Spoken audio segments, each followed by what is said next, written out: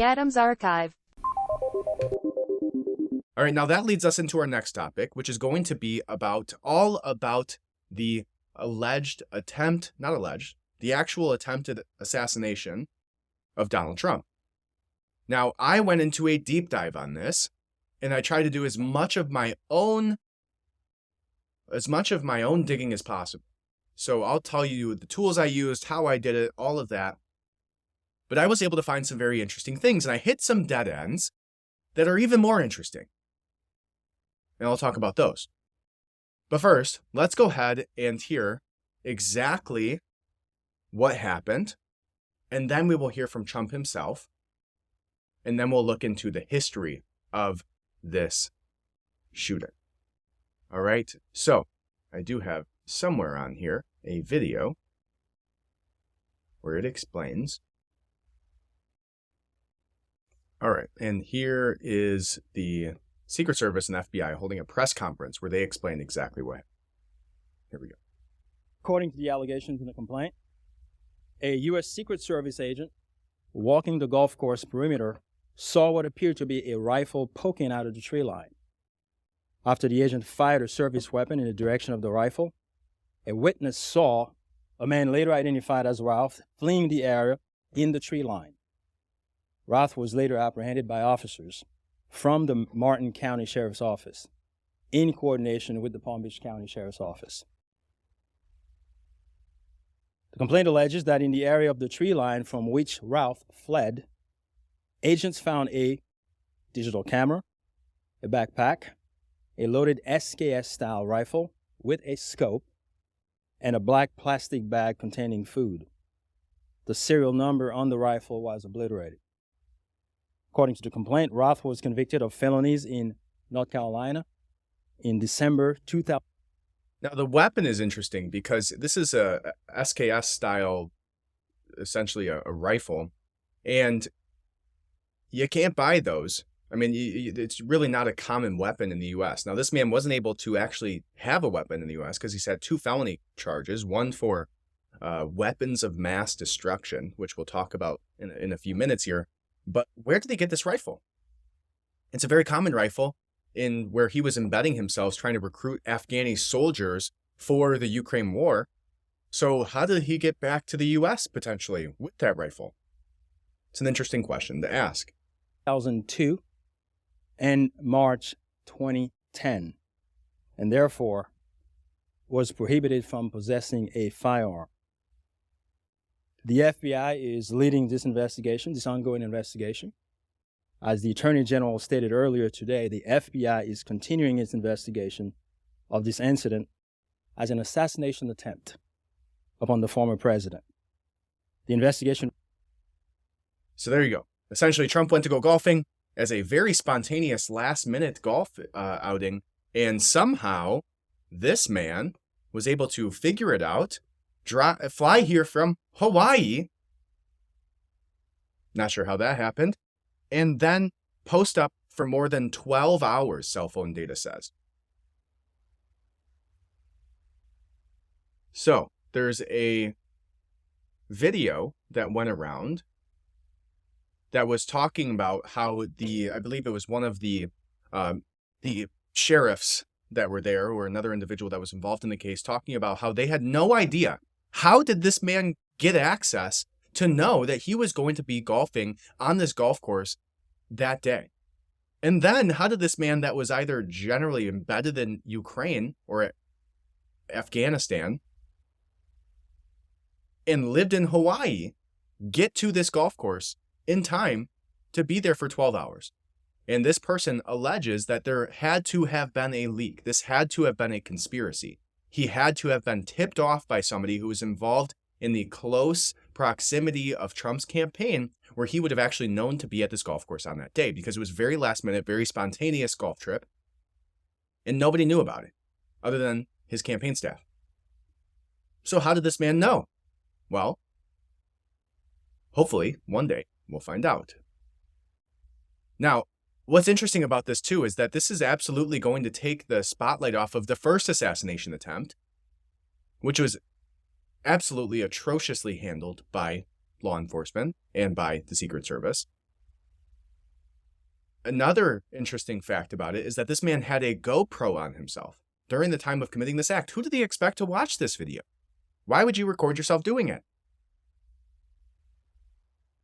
So let's read up a little bit more about this after we hear Trump's response.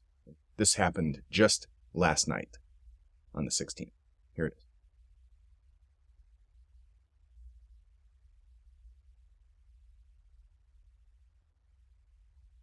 We're relieved that you're here with us today after second attempt on your life at the Trump National Golf Club. It's just horrifying. Can you run us through what happened? So I was playing golf with some of my friends. It was on a Sunday morning, and very peaceful, very beautiful weather. Everything was beautiful. It was a nice place to be.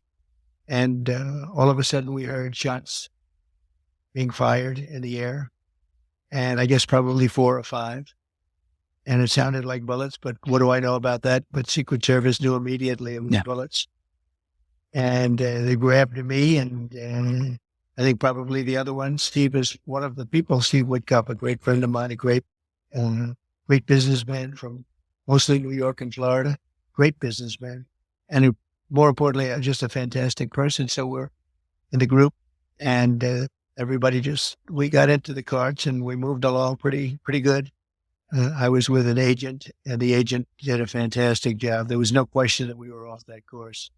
I would have loved to have sank that last putt, but we decided, well, let's get out of here. And what the gunfire was actually, interestingly, was a Secret Service agent had seen a barrel of a AK-47, which is a very powerful gun, rifle.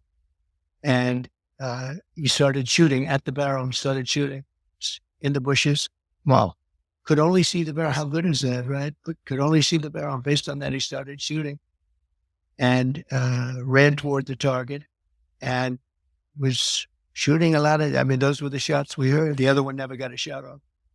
And he ran across the street and grabbed his car, hopped into his truck or car.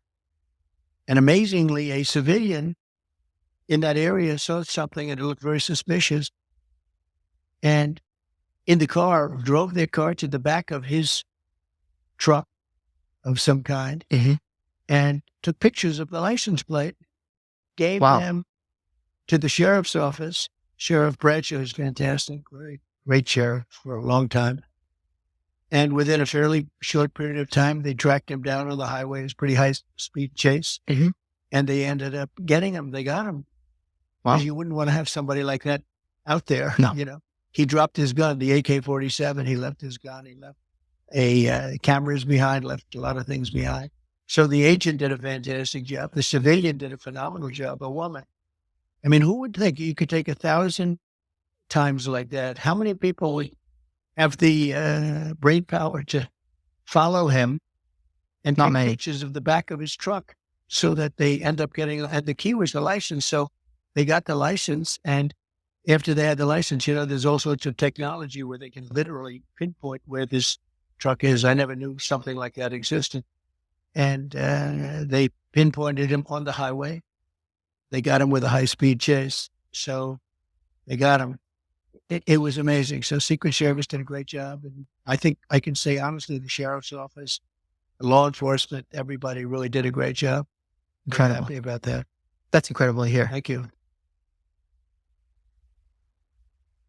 So, right from his mouth, that's what happened. And again, it goes back to the question, how did this man know that he was going to be on that golf course? It was a spontaneous trip.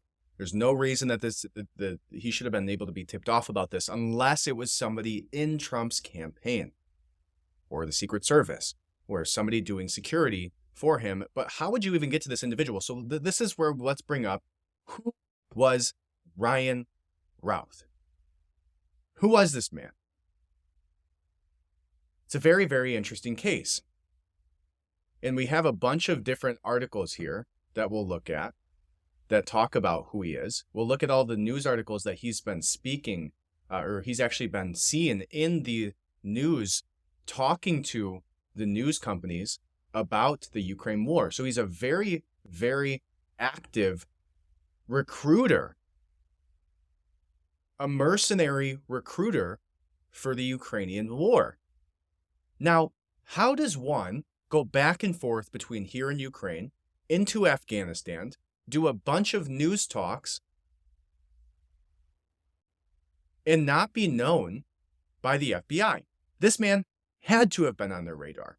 He was in an Azov commercial, which is the special forces arm of, essentially, of Ukraine. The same one that was accused of being a extension of the Nazi party, essentially. He was in their commercial. So let's look at this timeline that discusses exactly who he is and where he's been seen and what we know about him. All right. This article just gives a bunch of sources. It says, a source with direct knowledge of the investigation confirmed to The Guardian that the suspect in Sunday's case is 58-year-old Ryan Wesley Routh. Though law enforcement has not officially named him, which they have now, there was no immediate indication of a motive. The son of the man accused of trying to assassinate Donald Trump at his Florida golf course Sunday said his father had traveled to Ukraine and volunteered to provide the son what the son described as humanitarian aid to troops defending the country from Russian forces in 2022, which is not the case. This man was there to recruit foreign soldiers to the Ukrainian war, saying that he had NATO-trained soldiers ready to fight, thousands of them. How does a foreign mercenary recruiting for Ukraine in commercials for the Azov battalion not be on the radar of the FBI, especially when this man went on long tangents all day, every day on social media talking about his motives for doing so? It says he just so happened to be filmed in 2022 by Newsweek about his effort to recruit mercenaries to fight in Ukraine. So we'll look at that. And then the New York Times even wrote a profile on Ryan Routh back in 2023. So let's look at some of these articles where it talks about him. The first being that the son of the suspect talks out about the assassination attempt. And in this interview, he essentially says that he hated Trump. But it says the son of the man accused talks about trying to assassinate Donald Trump at his Florida golf course on Sunday, said his father had traveled to Ukraine and volunteered to provide the son what the son described as humanitarian aid to troops.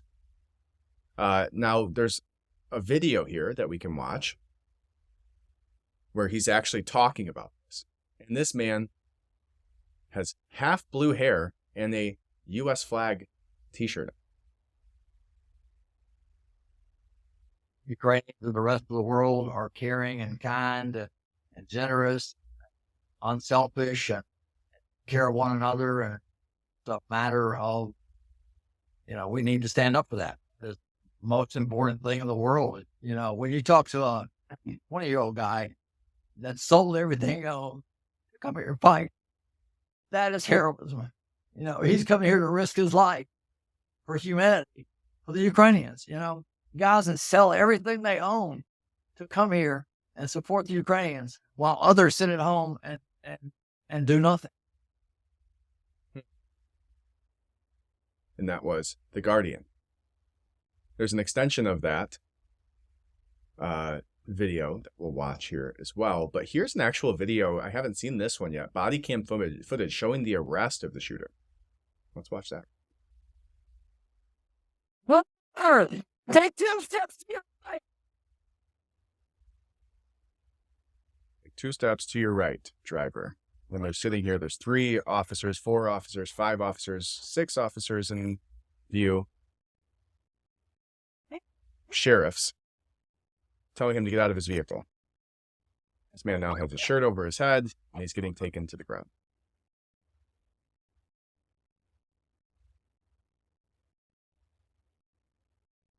Should have tripped the leg. It's just at least a nice takedown. Okay, so let's see if we can find the next video, the extension of that video, where he continues to talk. And here it is.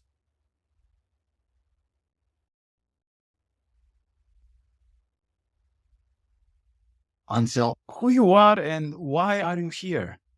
56 from the U.S., from North Carolina originally. So live in Hawaii now. So flew all the way from Hawaii here. So the question as far as why I'm here. So me, a lot of the other conflicts are gray, but this conflict is definitely black and white. This is about good versus evil. This is a storybook. Any movie we ever watched, this is definitely evil against good. I mean, we're battling a situation here where, the Ukrainians and the rest of the world are caring and kind and generous, and unselfish, and take care of one another. And just a matter of, we need to stand up for that. That is the most important thing in the world, is just to show human beings that we're kind and we're caring and that we take care of one another and that the world is united so that we feed each other and make sure that, we all move forward as one collective whole unit. So, we feel the pain of one country's failure and their conflict. We enjoy the success of other countries that are doing good, and we all work together. And for some reason, Russia does not grasp the concept that we're all one unit, and we have to get along and work together and be normal human beings. 2022, we have to work together. It seems asinine that we have a leader in a country that does not understand the concept of being unselfish and being generous and being kind and just the moral values that are required by human beings. It blows my mind. No, I want to listen to that video. Tell me just a very who bit. you are and why are you here? 56 from the U.S., from North Carolina originally. So live in Hawaii now. So flew all the way. I just wanted to hear him say his own name, but he didn't do that. Okay, so essentially, this man has been in several news stations all over the world. He's been seen and written about in the New York Times. He's been on Newsweek. He's been plastered all over as a recruiter for mercenary teams. And you're trying to tell me this man was on no radar, has no ties to the FBI, has no ties to the CIA, has not been on any list anywhere. This man absolutely has been tracked. And here's yet another article by the newindian.in, which the title to this article is U.S. Mercenary Plans to Recruit Pakistani-Based Afghan Refugees as Fighters in Ukraine. Now, who is that mercenary? Well, you read on in the article here, and that's the same individual, the same person who tried to kill Trump.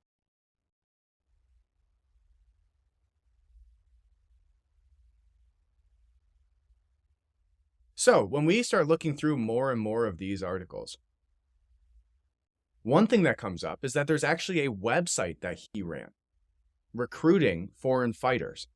It says attempted Trump assassin Ryan Routh ran a Ukrainian foreign fighter recruitment website where he offered $1,200 per month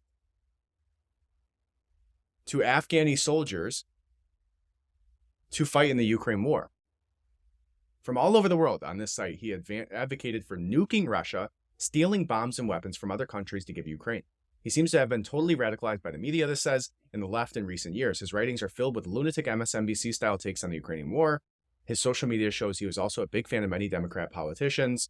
Here's the recruitment website. Now, I also understand that I think he actually voted for Donald Trump in 2016, and then he actually wanted to push for it. So the assassin that tried to kill Donald Trump actually wanted a Vivek and Nikki Haley ticket, which he posted on his Instagram, crying to Vivek, asking him to jump on the ticket with Nikki Haley as the presidential candidate. Now, why would some warmongering Democrat wanting to expand the war in Ukraine and how much we're offering them in terms of access to supplies and soldiers, who would that want a Nikki Haley ticket? I wonder if she's maybe the biggest war hawk that was on the presidential candidacy. So let's look at this website. This website is fightforukraine.com.ua. It says military recruitment. It's a terrible website. Military recruitment. Pay $1,200 USD per month for all ages, genders, and skill levels to none. Ukrainian army wishes and hopes to pay every person helping in the fight for freedom and human rights, but the country is struggling and funds and support dwindling. So our expectations must be realistic, and what we each must give will be far beyond normal sacrifice. But it is what we all must do. Each one of us is responsible for the outcome of this war, as our every single action must stand for humanity and show kindness, caring, selflessness, altruism, empathy, generosity, and all of the moral goodness that this battle is about. Volunteering in Ukraine is the most honorable and noble sacrifice, and every human on the planet should be here for freedom and human rights. Da da da, blah, blah, blah, blah. Fighters, do not waste time in the embassy of your country. Just come with gear and food and money. Expect nothing. Everyone must slowly be vetted, and you must prove loyalty. Now, there's actually a way that he tells them how to basically traffic themselves into Ukraine. And here's what it says. You do not need a visa. Simply get all military gear and money and fly to Krakow. Take an intercity train or bus to this bus station.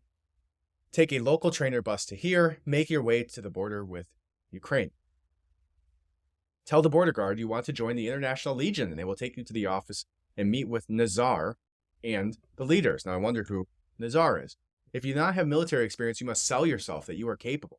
They will run your passport and go through your phone and make sure you are not Russian. If accepted, you go directly to a nearby base and train. There is a tent located alongside the sidewalk to the border for the Foreign Legion. It is very casual. You can sell yourself there to be shipped to the base in Western Ukraine.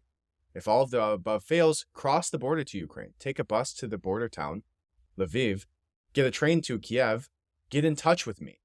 We can call and visit countless units in need of help. We have unlimited places to fight and help, so please do not hesitate. Insights from the fighters. I like how he uses like a customer review style. I was injured in the car accident, and many people have been seriously killed or hurt just in transit from bad driving. So be careful who you ride with. Like, okay.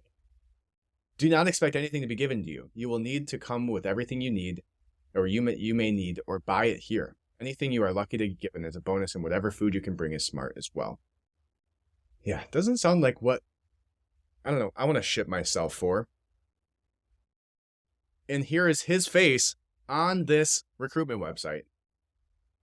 And it has his email, his Facebook, his Twitter, his phone number, WhatsApp, Signal, Telegram, Viber. I want to see if this is a, let's see, is this a link tree? Oh, it goes to his WhatsApp. Wow, I'm definitely going to be on some list somewhere. Here it is. So there's his literal mercenary recruitment website. The assassin of Donald Trump had a mercenary recruitment website for Ukrainian fighters. Now, who he was trying to get to come over were Afghani soldiers that he was trying to convince to do this. Now, there is a whole, let's see, there's a whole recording of every one of the tweets he ever made that is up on Twitter right now that I looked through, and that's where I saw the Vivek and Nikki Haley ticket situation. Now, here's a video of him talking. The big cooperative. That's Ryan Routh, a U.S. citizen who set up the International Volunteer Center in Ukraine to help connect foreigners to Ukrainian military units. Now I'm talking to over 100 soldiers every day.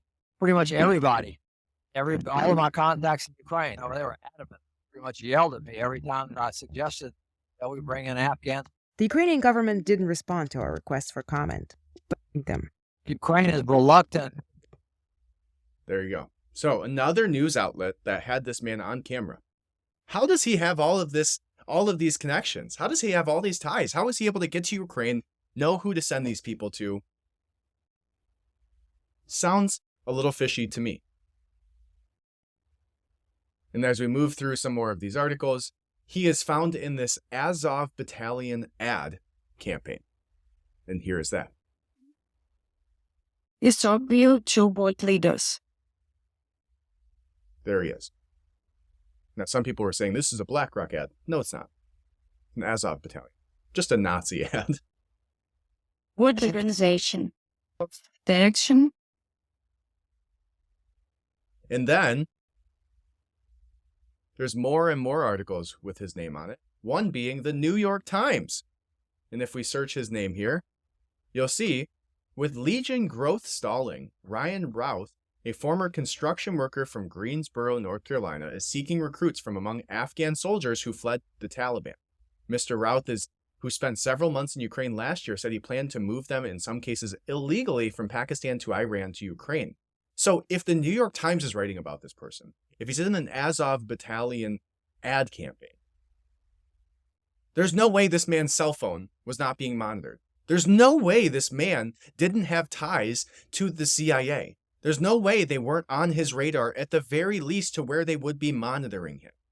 No way if this mercenary recruiter in Ukraine from the United States wasn't on their radar, wasn't being monitored, and didn't have some ties to people who may want to alert this potential asset to go do a specific task at a specific time at a specific place when the opportunity arose. This one is absolutely clear-cut to me. There's no way this man didn't have associations with three-letter agencies, or at least weren't on their radar to where he would have been stopped. But again, we go back to the fact that this had to have been leaked. Somebody knew about this and told this man where to go and when in this last-minute golf outing.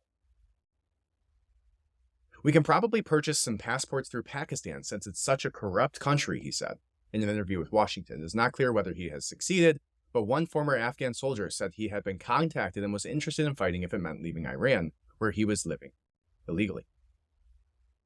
So, the New York Times was writing about him.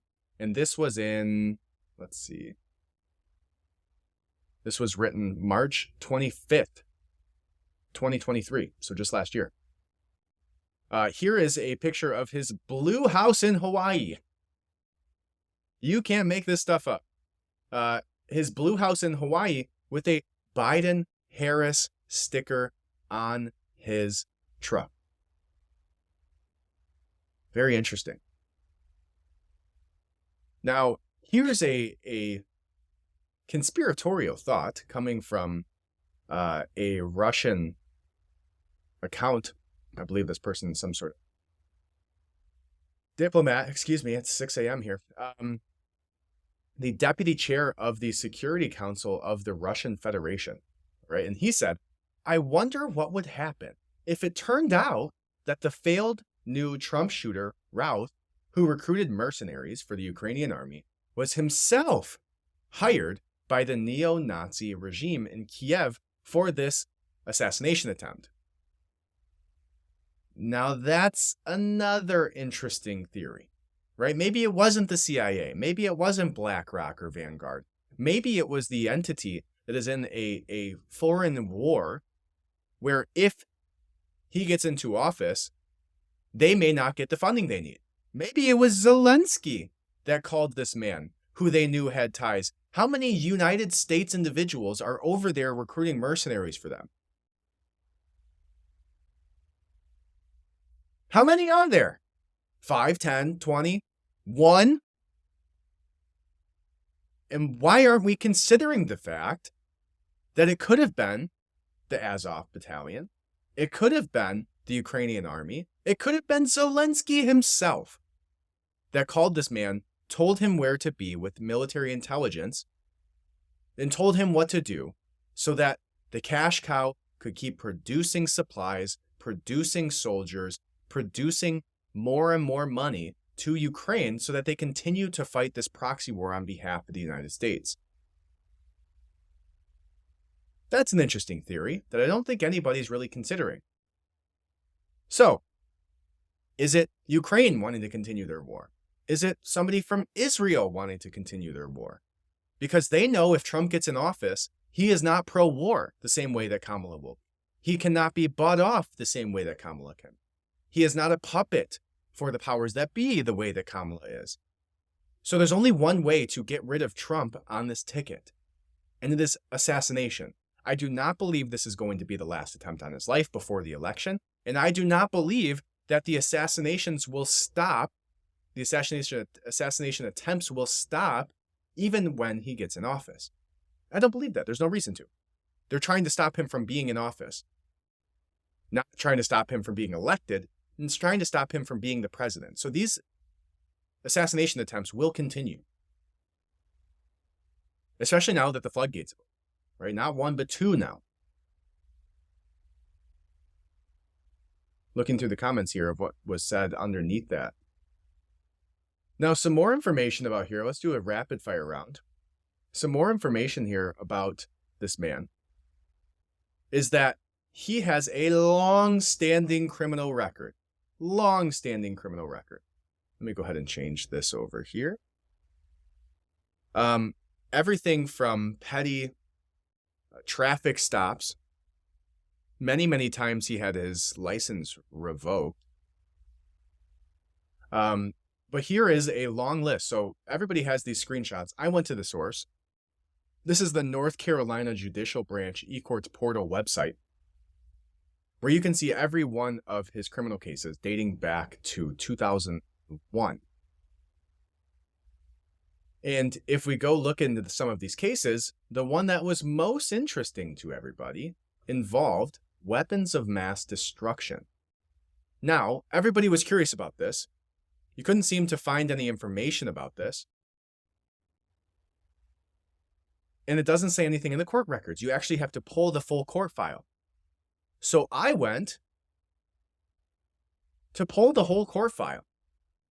And you can do this only through one software, one platform, and it's called Pacer. And it's what lawyers use to be able to pull legal files. It's what people can use in their own legal cases to pull these. It's essentially a government database where you can pull all of the files for publicly available court cases. Now, when I went to Pacer, made an account, signed into that account, searched several other legal cases, I had no issues. Now, I took this case, the one here about possession of a weapon of mass destruction from 4/29 of 2002, and asked it to pull the full file of that case. Immediately when I did that, I was logged out of my account. My account was turned inactive, and I cannot get a hold of anybody at Pacer to be able to access these files. I stayed on hold for an hour and a half yesterday, trying to get on the phone with somebody, and every time they picked up, they hung up on me. Now, I don't think that part's as fishy as the fact that it automatically logged me out, deactivated my account as soon as I searched for these files. There's absolutely a cover-up happening. And I might be, I commend you. I don't commend you. I ask you. I highly encourage you to go to Pacer website, which is pacer.psc.uscourts.gov. Right? pacer.psc.uscourts.gov. And you can go here and search for a case. Create an account, and I'll even show you that my account won't work. But you can create an account and search a specific court case. Now, the court case that you're going to look up is going to be Ryan Routh versus the state of North Carolina. When you search that, you will be immediately logged out. Your account will be deactivated, and you will not be able to log in or search for any more court cases. Now, I will show you exactly what I'm talking about here.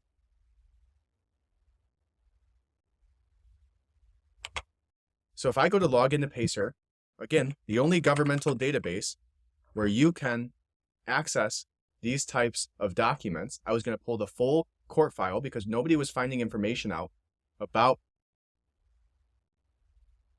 this man's case. It says, although you have a Pacer account, your account is inactive. If you have questions or further details on how to activate your search privileges, contact Pacer Service Center at 800-676-6856 between these hours.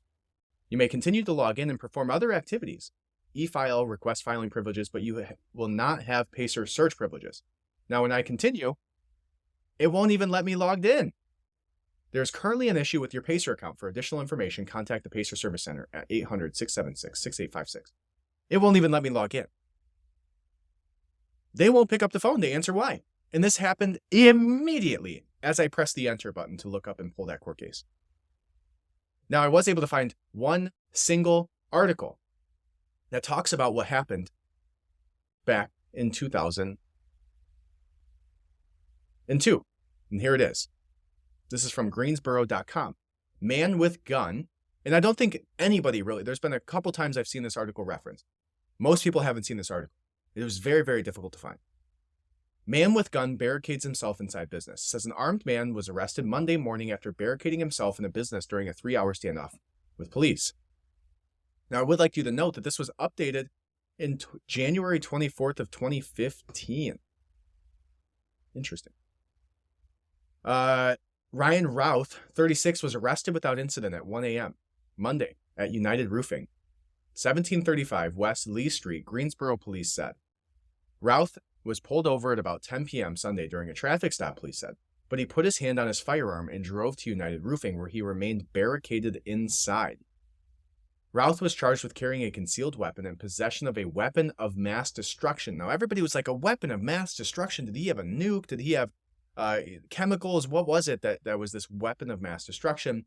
This is the only place that you can find it after I tried to pull those court documents, a fully automatic weapon. So nothing too crazy there. Again, how did he get that weapon? What was he doing with that weapon? All good questions. He was also charged with resisting, delaying, and obstructing a law enforcement officer and driving while his license was revoked.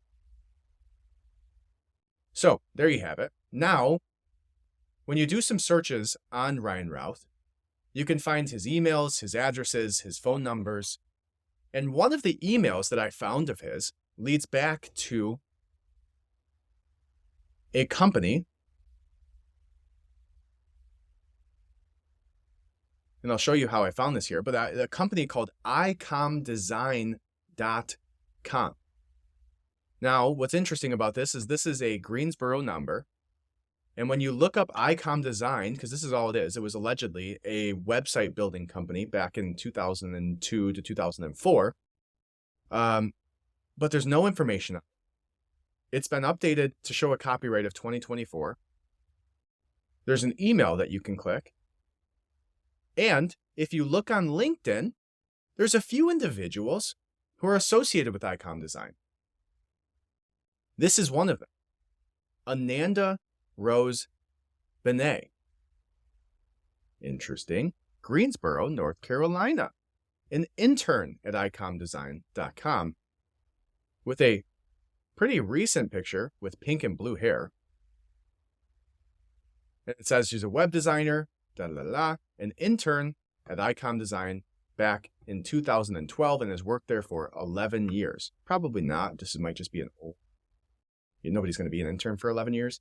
But when you also look up more people who were a part of this ICOM Design, which is where I found an email that was associated with him. So I'll show you that.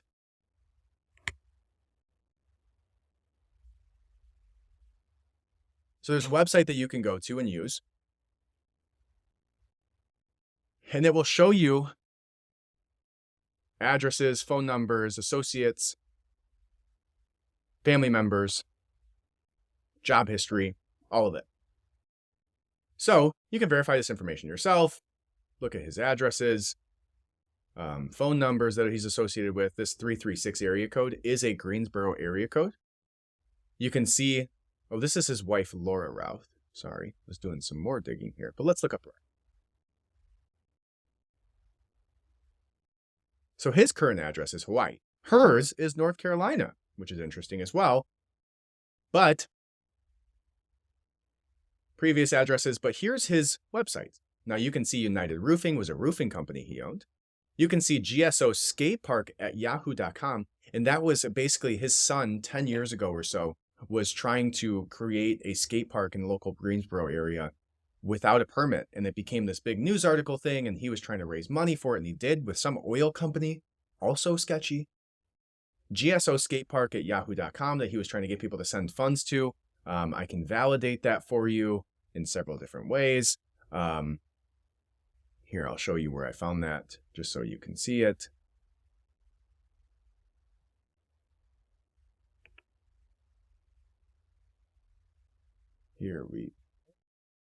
Where's the barricade article? That's not what we're looking for. Oh. That got pulled. That's interesting. I just looked at that article yesterday, and now it is scrubbed. Scrubbed from the internet. That's interesting. So you can validate that by this skate park. Let's see if I'll just put that here.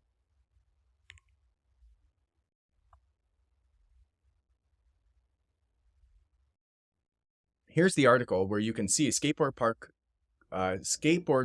closed. Skate park violates zoning laws. And you can see that Ryan Routh was mentioned several times throughout this article because his son was one of the founders of this skate park. Here it is. Ryan Routh says he brought in a structural design engineer. Here's his company, United Roofing Co. Talked about how they were going to charge some money so that they could put up a porta potty and all this stuff.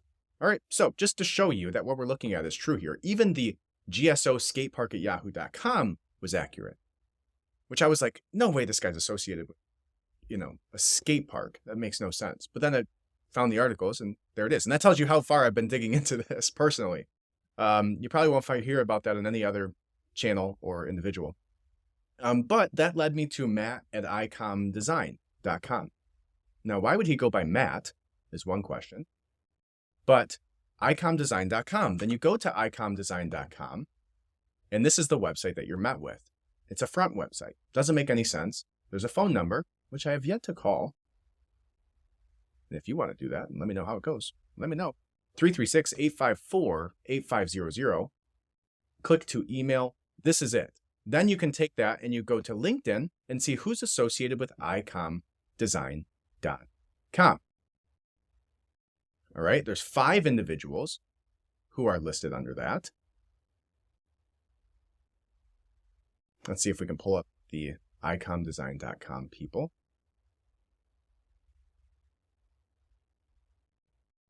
And there was 3 of them that were opera singers. And in Hawaii.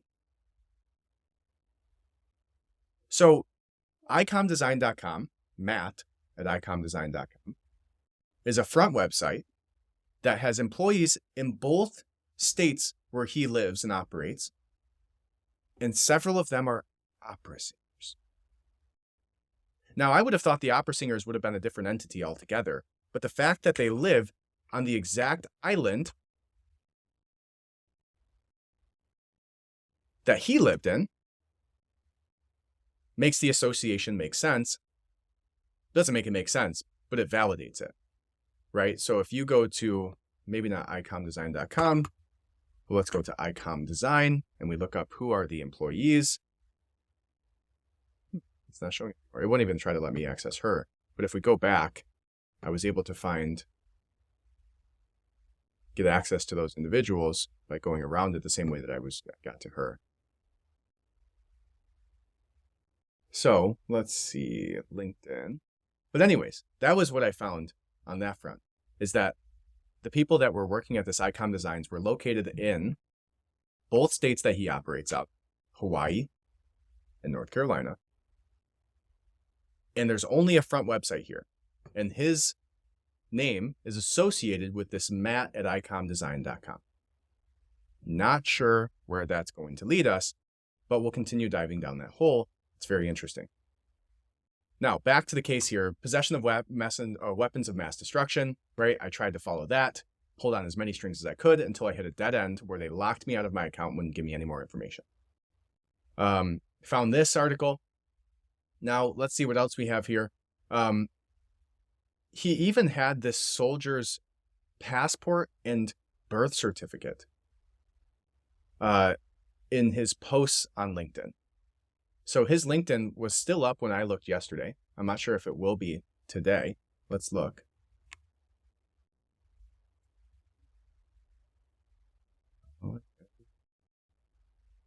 this. Because his picture's gone now.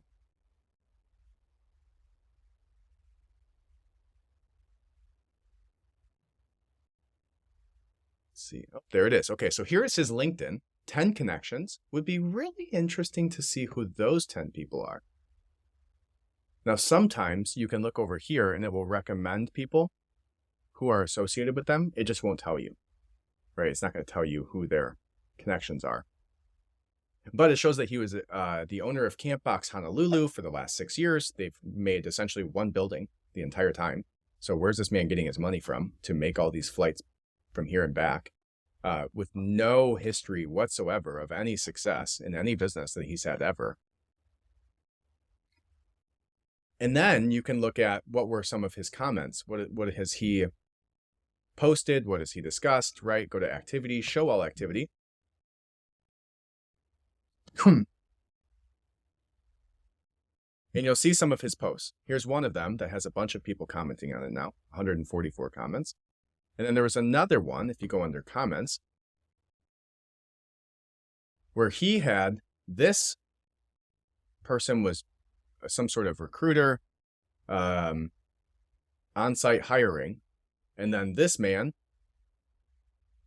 Carl Hughley, commented on this and said, details. Now that man since has removed his comments since yesterday. I have your passport and birth certificate here in Hawaii. Call me, 808-379-9411. And it's this Carlton Hughley. Okay, so there's the comment. He said interested. And he probably searched this man's name, tried to tell him I have it. Why would you have somebody's passport and birth certificate? That's pretty crazy situation to find yourself in. So that's really his only comment on LinkedIn. So I will continue digging into this and seeing how many dead ends I hit. But there's a lot of strings to pull on here, guys. A lot of strings to pull on here. Now, I'm going to look through. I created a notes situation on this that I could track everything. Yeah, but anyways, there's your breakdown. There's the situation.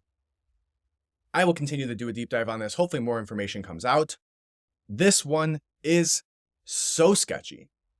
So sketchy. Like I said, there's absolutely zero chance that this man has all these ties, all these associations, all these news network interviews, was in an Azov battalion advertising campaign, was being interviewed by the New York Times, by Newsweek, was a recruiter, a mercenary recruiter in Ukraine, going back and forth constantly, and somehow managed to evade the radar of the CIA and the FBI. And I do think that the idea is very interesting that this man was potentially put up to this by his association and his allegiance to, because you listen to that video, he has a strong belief in what is happening in Ukraine, or at least he pretends to. So, if he was asked or tasked to do this by Ukraine, because they want to stop Trump from getting in office, because they know the money train will stop when Trump goes in office. It's an interesting theory. But I'm sure there's many others that are just as crazy, if not crazier. It could also be true. So, subscribe, leave a 5-star review, head over to RoninBasics.com. And until next time, thank you for listening. The Adams Archive.